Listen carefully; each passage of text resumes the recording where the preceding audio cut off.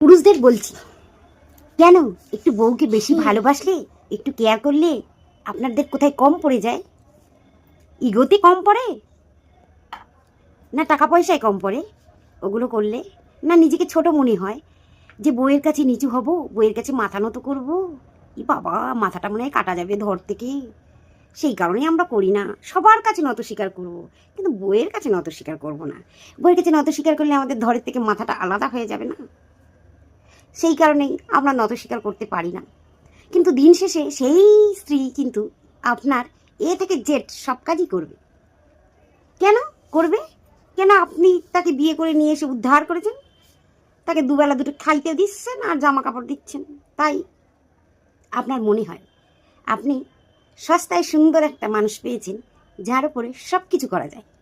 অত্যাচার, মানসিক, হ্যাঁ, সবার জন্য সব কিছু আছে।